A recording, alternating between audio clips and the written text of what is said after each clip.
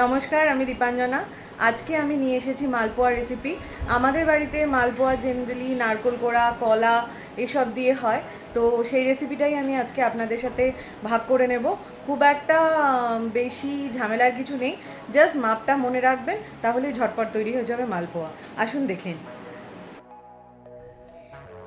নিয়ে নিয়েছি ময়দা, নারকেল কুড়োনো, সুজি, গুঁড়ো দুধ, কাজু কিশমিশ, চিনি, ছোটো এলাচ, ঘি, বেকিং পাউডার, সাদা তেল আর কলা। এটা আমি নিয়েছি সব উপকরণ মিশিয়ে নেব বলে। ময়দা,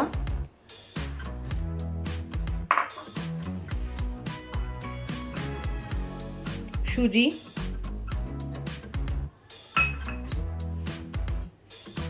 কুড়োনো নারকেল,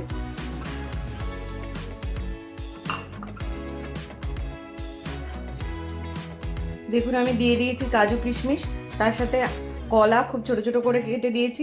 আর একটা জিনিস আমি উপকরণের সময় বলতে ভুলে গিয়েছিলাম, সেটা হলো মৌরি।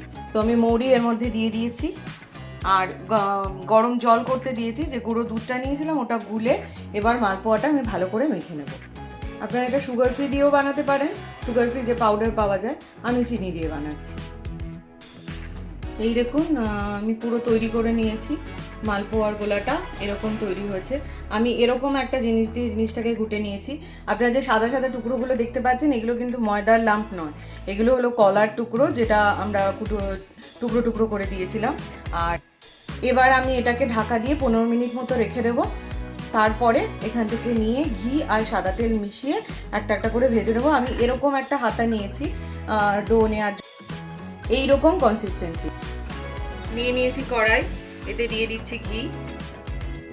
আমি অল্পই ঘি দিলাম, এর সাথে আমি সাদা তেল দেবো। আমি সাদা তেল এবং ঘি মিশিয়ে নিয়ে নিয়েছি। আপনারা চাইলে পুরো ঘিতেও ভাজতে পারেন, আবার পুরো সাদা তেলেও ভাজতে পারেন। আমি দুটো মিশিয়ে নিয়েছি, কারণ ঘিয়ের হালকা গন্ধ থাকবে এই জন্য।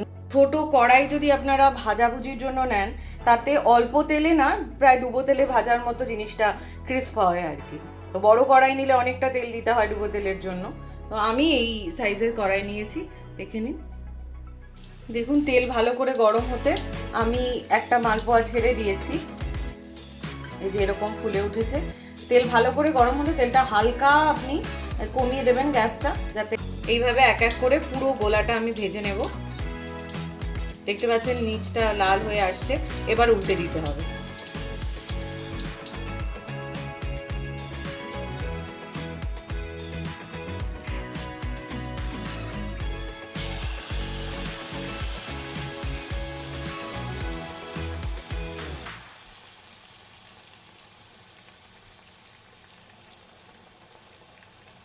দেখুন এইভাবে পুরোটা ফুলে উঠেছে। গ্যাস হালকা কম করা আছে, যাতে একটা একটা পিঠ করে হয়।